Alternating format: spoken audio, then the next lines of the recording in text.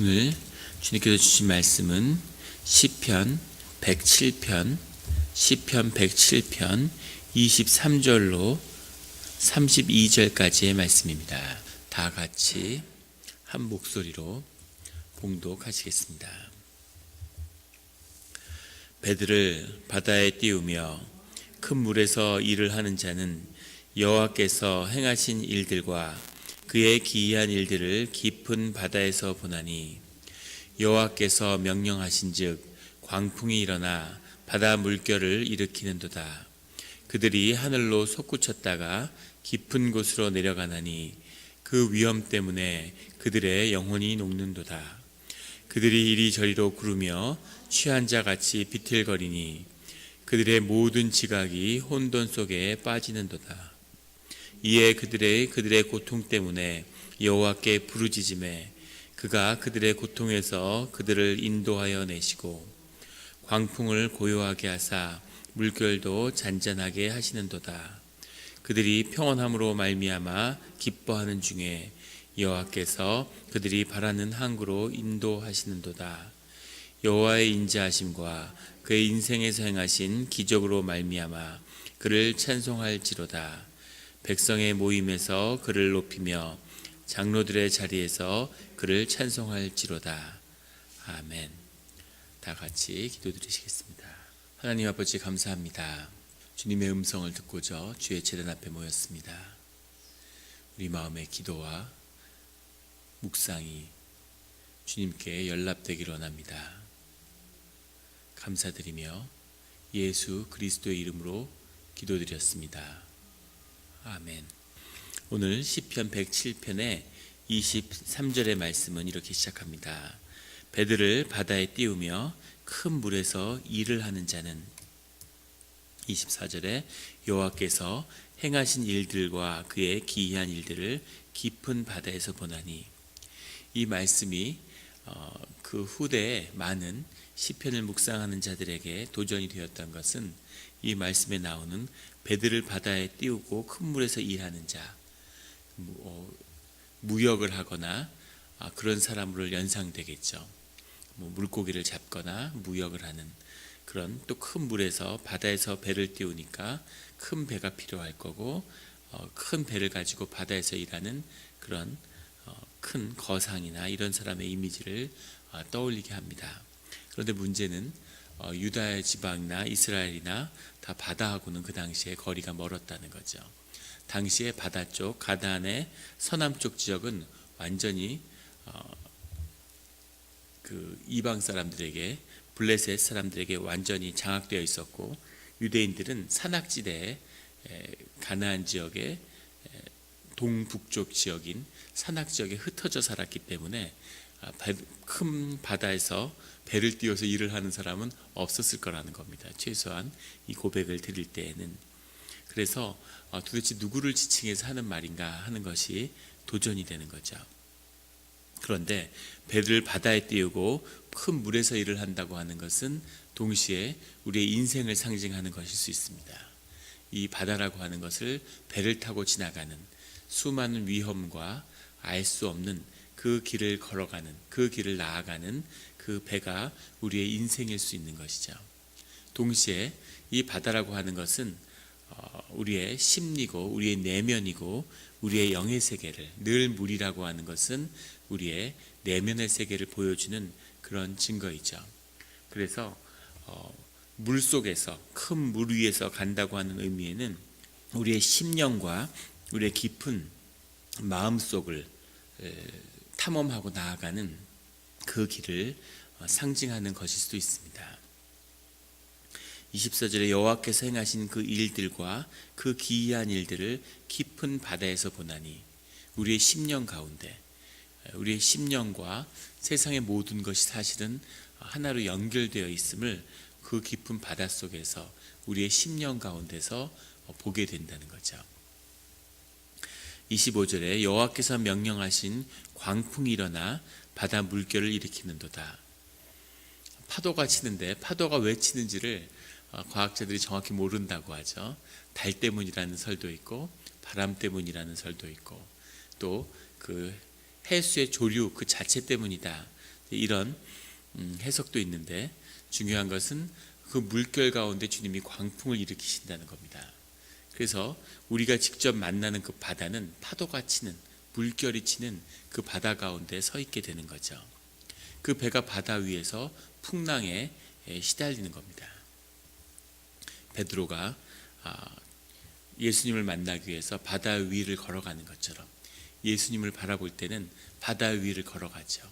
바다를 바라보니까 그 두려움에 사로잡혀서 물 가운데 빠져버리는 것처럼 우리의 신앙은 그 바다 가운데서 그 바다 위를 걸어가는 거죠. 그 광풍 가운데서 바람을 잠잠케 하시는 그런 예수님을 만나는 것입니다. 그런 신앙의 길을 가는, 바다 위를 걸어가는 그런 성도님들이 되시기를 예수 그리스도의 이름으로 축원합니다. 이 바다라고 하는 깊은 이 심령의 세계, 그 세계를 열고 그 안으로 들어가는 것이 기도죠. 그래서 매일 새벽에 제단에 나와서 우리가 기도를 하게 되면 처음에는 기도가 힘들고 기도하는 시간이 길게만 느껴지다가 이제 그 의식의 문이 점점 거쳐지고 무의식의 문이 열리게 되면 그 안으로 영으로 시몬의 세계로 우리의 의식이 내려가게 됩니다. 그것이 열려서 안에 내려가서 우리의 심령의 세계가, 시몬의 세계가 아름답기만 하다면 누구나 다 기도의 세계로 나오겠죠. 어느 교회나 그 교회 그 액팅 멤버의 한 10% 정도 되는 분들이 새벽 기도를 나온다면 그게 그 기도의 거의 최고치라고 그렇게들 이야기합니다. 그만큼 기도하는 사람들이 적다는 거죠. 기도하는 것이 어렵고 힘든 이유는 그 영이 열리는 것이 우리에게 상당한 어려움을 야기시키기 때문입니다. 바다로 나아가면 광풍이 부는 거죠. 그 깊은 곳에 들어가면 우리 안에 있는 상처와 아픔들이 점점 하나씩 떠오르는 거죠. 그것이 우리를 힘들게 합니다. 더 깊은 곳에 수치와 우리가 안에 있는 부끄러움, 그런 모습들이 남아있죠. 또 우리가 얼려버린, 우리가 있는 그대로 느끼지 못했던 기쁨과 아픔과 희로애락에 대한 모든 기억들, 그런 것들이 우리의 심원 가운데 다 숨어 있습니다. 그것이 우리를 힘들게 하는데 그것을 다 하나하나 그 안에 있는 모든 얼어붙은 우리의 정서들은 외부에서 온 환경에 대한 우리의 나의 반응이죠. 사실은 그 아픔을 깊이 대면하게 될 때 그때 내가 누구인지를 점점 더 알아가는 거죠. 그러면 마치 그것을 하나 발견할 때마다 선물을 주는 것처럼 생명의 에너지를 우리가 얻게 됩니다. 그것을 알고 흡수하면서 그것이 우리의 의식이, 우리의 삶이 성장해가는 사실은 거의 유일한 길입니다. 기도가 아니고서는 우리의 영이, 우리의 신앙이 성장할 길이 없는 것이죠. 하지만 아직 그때까지도 기도가 되었다고, 기도가 시작되었다고 말할 수는 없습니다. 그 더 깊은 곳에 가면 아주 왜소한 자기를 발견하게 되는 거죠. 그 내가 여러 대극의, 여러 삶의 우리 내면의 도전 가운데 직면하고 있는 내 작은 모습을 발견하게 됩니다. 두려움에 떨고 있는 그 나를 찾아서 그 내가 실현되어 가는 과정, 이것이 기도의 모험이, 우리의 영적인 모험이 시작되는 그 길이죠. 그래서 그 길을 가서 계속 삶의 도전들, 그 영의 심령에 있는 도전들, 그 대극의 도전들을 우리가 계속 흡수해 나가는 거죠. 그러면서 자기 자신을, 자기의 삶이 살찌워가고 영이 자라가는 것을 경험하게 됩니다. 영이 자라나고 경험하게 된다는, 더 커지는 것을 경험하게 된다는 것은 자기 자신에 대한 실현임과 동시에 자기 내면의 성장이죠. 그래서 동시에 우리의 의식이 보다 많은 에너지를 얻고 또 의식이 점점 더 강해진다는 뜻입니다. 우리의 의식이 강해진다는 뜻은 우리의 의식이 단단해진다는 뜻이 아니라, 단단해진다는 뜻이죠. 딱딱해진다는 의미가 아니라 단단해지는 거죠. 그러면 우리가 어느 순간인가 우리가 스스로 성장했음을 발견하게 되죠. 작은 말 한마디, 작은 상처, 관계에 있어서 흔들리고 그곳에서 아프고 그런 것에 휘둘리던 내가 아니라 그런 밖의 외적 자극이나 아픔이 전혀 나를 아프게 하지 않는, 세상의 모든 상처와 공격과 아픔은 다 내 내면의 문제입니다. 밖에서 사람의 영은 절대 남의 말이나 남의 지적이나 남의 모욕으로 그렇게 상처받을 수 없게 되어 있죠. 마치 우리의 뇌가 이 두개골안에 딱 쌓여서 일생 가운데 단 한 번도 빛을 외부 세계와 연결되지 않는 것처럼 우리의 심령도 그 어떤 자극에서도 상처받을 수 없도록 지켜져 있죠. 그런데 그 상처를 우리가 가지고 들어와서 우리의 내면에 생채기를 내는 거죠. 우리가 그 내면 속에 깊이 들어가서 자기 자신을 만난 다음에 그 나로서 주님 앞에 나아가는 거죠. 그게 기도의 시작입니다. 많은 경우에 기도를 하지만 기도를 시작하지 못하는 경우가 많이 있죠. 평생을 기도했는데 아직 기도의 문이 열리지 않은 것입니다. 기도의 문을 열고 더 깊은 곳에 들어가면 그러면 굉장한 공허함과 마주하게 되죠. 아무것도 없는 그런 어두움이 있고 그 더 깊은 곳에 우리의 원형을 만나게 되는 겁니다. 우리의 삶을 특징 지어주는 하나님의 형상이라고 해도 좋고 뭐라고 불러도 좋은데 그런 깊은 곳에 있는 내 원형의 문제에 다가가게 되죠. 그러면 주님이 나를 무엇으로 불렀는지, 나를 지으시는 주님의 뜻이 무엇인지를 대면하게 됩니다. 그런데 그것과 동시에 큰 어두움, 그런 깊은, 처음 기도했을 때 경험하는 것보다 더 깊은 어두움을 보게 되죠.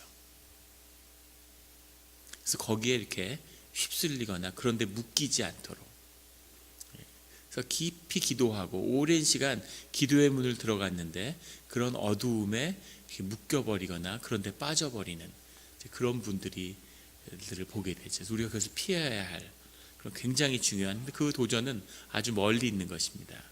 그것 너머에 우리가 주님을 만나게 되는 지성소가 기다리고 있는 거죠. 지성소에 가서 하나님의 얼굴을 대면하는 것입니다. 그러면 우리 삶에 있었던 모든 어려움과 모든 이 고난의 문제가 비로소 해결을 받는 거죠. 매일 그 자리로 가는 겁니다.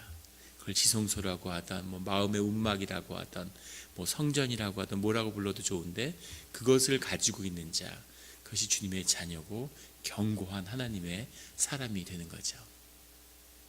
견고한 하나님의 사람이 됐다고 해서 삶에 도전이 없거나 삶에 시련이 없는 것은 아닙니다. 하지만 그 어떤 것이 있어도 그것 때문에 휘둘리거나 무너지거나 묶이지는 않는다는 것이죠. 그리고 그 지성소의 앞에 쓰는 것이 중보의 자리입니다. 거기에 서서 기도하는 것, 거기서 간구하는 것을 주님이 들으시기 때문에 골방에서 열방을 경영하는 그런 기도의 능력이 그 지성소 안에서 나오는 것이죠. 우리가 거기까지 가는 것입니다. 어떠한 일이 있어도 삶 가운데 두려움이 없는 그 담대하고 기쁨을 찬양하는 그 길로 나아가는 것이죠. 오늘 말씀의 26절에 그들이 하늘로 솟구쳤다가 깊은 곳으로 내려가나니 그 위험 때문에 그들의 영혼이 녹는도다. 영혼이 녹아내리는, 이것은 우리 삶에 대한 시련이기도 하고 동시에 이것은 우리 내면의 문제라는 거죠. 파도가 하늘까지 솟구쳤다가 그 다음에 깊은 곳으로 내려가는, 깊은 곳과 솟구쳤다 내려가는 그 출렁임 때문에 우리의 영혼이 녹는다는 겁니다. 27절에 그들이 이리저리 구르며 취한 자와 같이 비틀거리니 그들의 모든 지각이 혼돈 속에 빠지는도다. 우리 내면의 심령이 출렁거리기 시작하면 그러면 우리의 경험, 우리의 지각, 우리의 의식이라는 것은 힘을 잃는 거죠. 우리가 여기서 혼돈 속에 빠지는 이 두려움에 대해서 우리가 기도할 때 늘 무의식의 에너지가 오는데 그 안에 어떤 괴물이 숨어 있을지 알 수 없는 거죠. 제가 그 한국에서 사역을 할 때 한 교인분이 그 치매 증세가 오셨어요. 치매가 왔는데 치매 자체가 중요한 게 아니라 굉장히 아주 똑똑하고 아주 그 총명함이 이루 말할 수 없는 그런 분이셨습니다. 그래서 평생 경찰 공무원을 하셨는데 나이가 드셔서 은퇴하시고는 옛날 분이니까 일어 강사 이런 걸 하셨는데 굉장히 똑똑한 분입니다. 공부도 많이 하고 책도 많이 읽고. 근데 이분이 어느 날 당신 집으로 가는 집 주소가 기억이 안 나시는 거죠. 연세가 80이 넘었기 때문에 충분히 있을 수 있는 일인데, 그런데 이분이 그거 자체를 감당할 수 없는 겁니다. 자기의 의식이 자기의 삶을 딱 통제하고 그렇게 사는, 자꾸 깜빡깜빡하고 뭐 잊어버리고 이런 분들은 이렇게 뭐 자꾸 정리가 안 되고 정돈이 안 되고 이런 분들은 사실은 큰 문제가 없습니다. 문제는 자기의 의식의 힘으로 삶을 딱 틀어쥐고 균형 있게 사는 분들, 이런 분들이 의식의 힘이 점점 약해지는데 그 의식의 균열이 나면 자칫 그게 완전히 무너져 버릴 수 있는 거죠. 그것이 치매 증세로 나타나는 거죠. 그래서 그분이 그 충격을 감당하지 못해서 이렇게 멍하니 앉아 있는데 경찰이 와서 그 노인을 경찰서로 모시고 가서 신원조회를 해가지고 집을 찾아드렸어요. 있을 수 있는 일이죠. 그래서 병원에 가니까 아주 초기 증세인데 아무 문제 없다고 그렇게 이야기를 들었습니다. 근데 그분이 그로부터 2달이 있다가 돌아가셨어요. 몸져 누운 다음에 그 삶의 도전을 감당할 수가 없는 거죠. 그래서 입원했을 때 병원에 갔는데 의사 선생님한테 뭐가 문제냐 이렇게 여쭤보니까 아무 문제가 없다는 겁니다.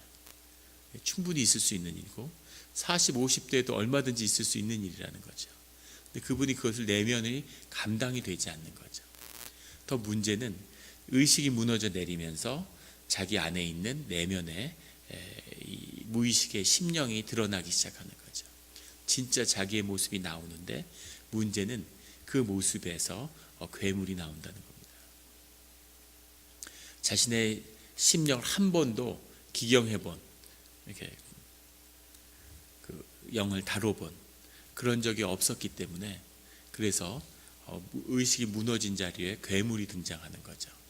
그렇게 점잖고 그렇게 매너 있던 분인데 막 간호사들한테 욕설을 하고 감당할 수 없는 모습이, 유족들은 뭐 큰 충격을 받고 울고, 간호사가 마귀에 사로잡힌 게 아니냐 뭐 이런 얘기를 했던 그 말이 기억나는데, 마귀에 사로잡힌 게 아니라 자신 안에 있었던 그 억눌렸던 무의식이 이제 괴물의 모습을 하고 드러나는 거죠. 자신의 무의식, 심령의 문제를 갈고 닦고 그 심령을 키워가지 않는 삶을 살면 우리의 의식은 계속 무너져 내리죠. 우리의 거짓자의 문제는 균열을 내게 되어 있습니다. 이민사회가 힘들고 이민교회가 힘들다는 얘기들을 많이 하죠. 그 얘기는 사회적 자아, 환경이라는 것과 거기에 대한 내 반응이 딱 이렇게 맞물려 있는데 이게 끊어진 거죠. 이민자들의 삶이라는 것. 전혀 다른 다양한 환경 속에 내가 노출되어 있습니다. 그래서 그 자아가 균열이 되니까 내 무의식의 문제가 드러나는 거죠. 그래서 한국 같으면 도저히, 예전 같았으면 한국에서는 그런 행동을 할 수 없는 행동들이 나오는 거죠. 한국이나 예전에 일본이나 지금은 중국이나 관광객들이 자기 나라에서는 아무 문제 없이 모범스러운 가장이었는데 해외여행을 가니까 아주 추악한 그런 이상한 나쁜 관광객으로 변하는, 추태를 부리는 그런 모습도 다 그 한 모습입니다. 근데 중요한 것은 우리의 무의식을 열었을 때 어떤 괴물이 그 안에 나올지 모르지만 그 괴물도 내 모습의 투영이라는 거죠. 그 문제를 대면하고 다루어 가야 하는 겁니다. 그것을 다룬 자는, 자신의 심령으로 기도 속에서 살아가는 사람은, 그 사람은 마지막에 천사의 같은 모습이 그 안에 나오는 거죠. 그 안에 천사가 살기 때문에 의식이 죽었는데 무의식을 통해서 정말 평화롭고 천사와 같은 모습이 드러나는 겁니다. 그것을 주님이 보시는 거죠. 그것이 천국에 가서 우리가 주님 앞에 서 있는 내 모습입니다. 내가 열심히 착하고 깨끗하고 아름답게 살려고 하는 내 모습, 이 모습은 아무 의미가 없는 거예요.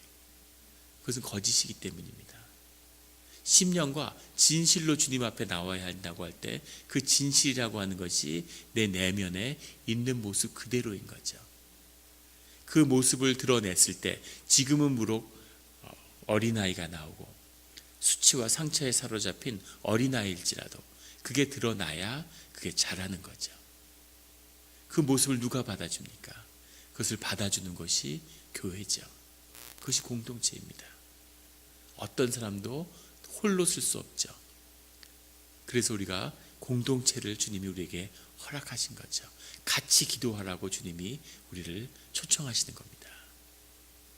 우리 새벽 제단을 지키는 성도님들이 그 기도의 문을 열고 그 기도의 열매를, 그 기도의 능력을 통해서 우리의 삶과 우리의 공동체를 변화시키는 그 능력이 함께 하시기를 예수 그리스도의 이름으로 축원합니다.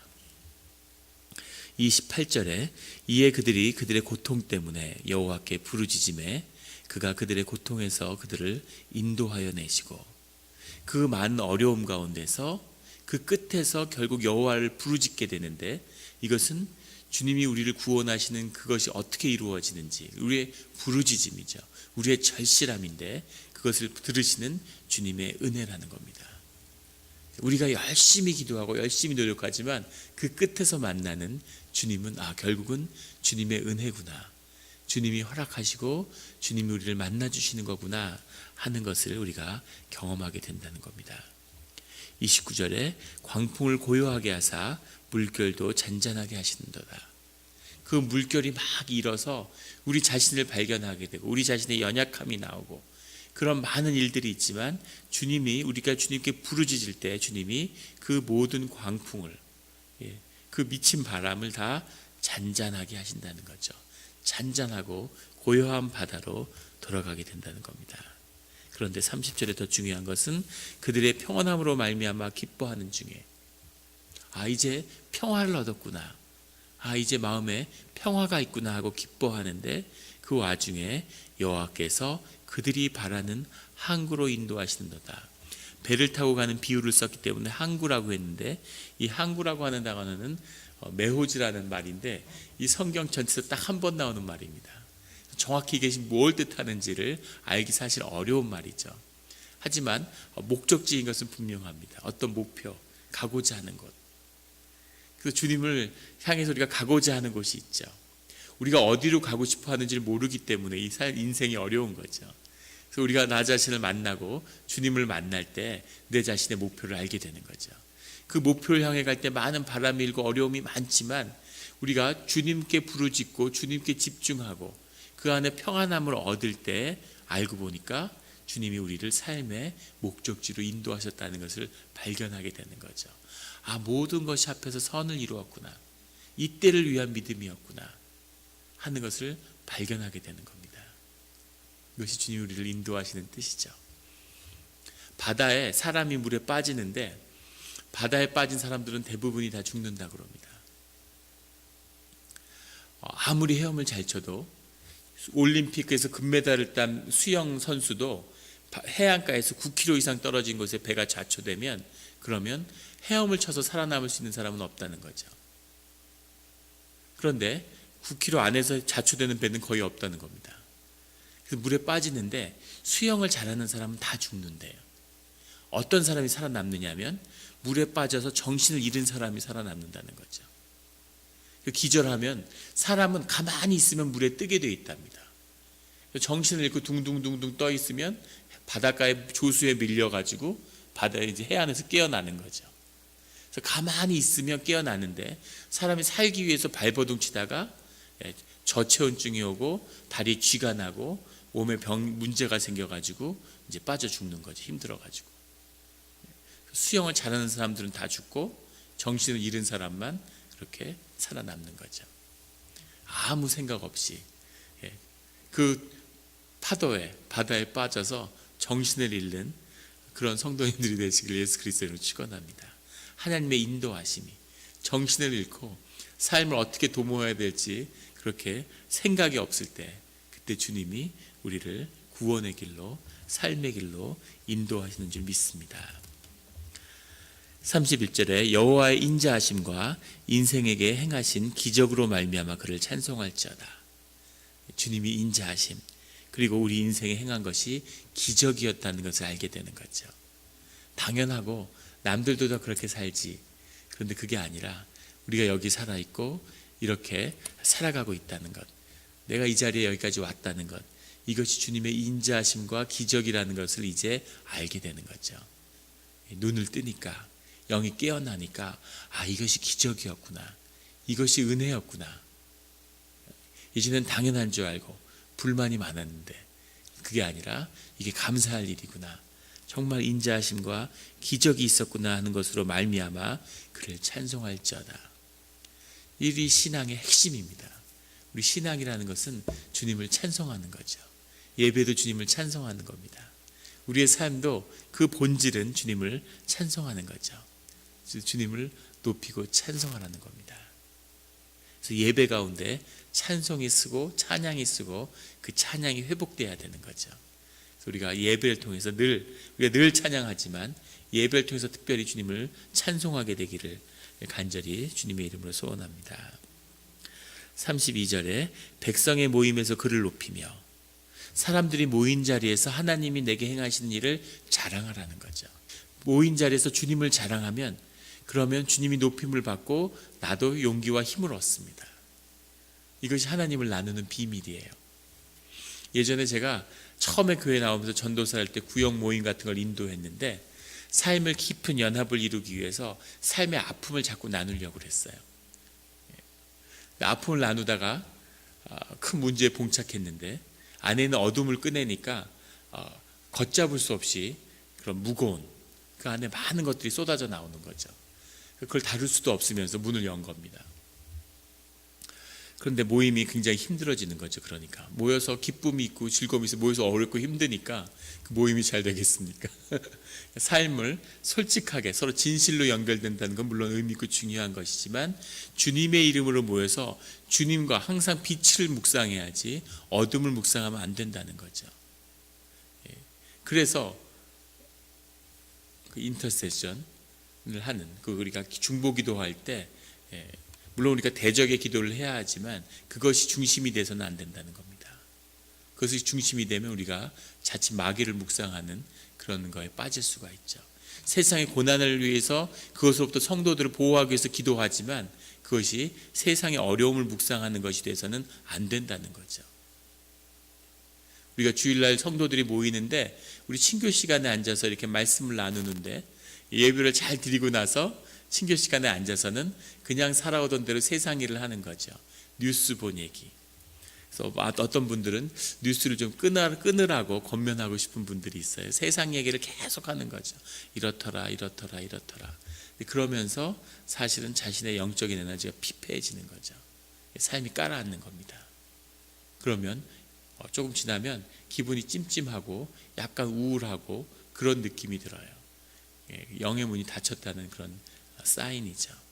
늘 하나님을 자랑하고 하나님을 묵상하고 그럴 때 우리가 힘을 얻고 에너지를 얻는 그런 일들을 경험하게 되는 거죠.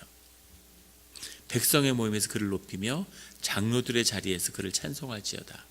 장로들은 그 지도자들이죠. 그 모임과 그 가족과 시족 공동체였기 때문에 유대 민족도 가족의 가장이며 동시에 교회의 지도자고 그 사회의 지도자인 거죠. 장로들의 모임에서 그를 자랑하라, 하나님을 높이라는 거죠.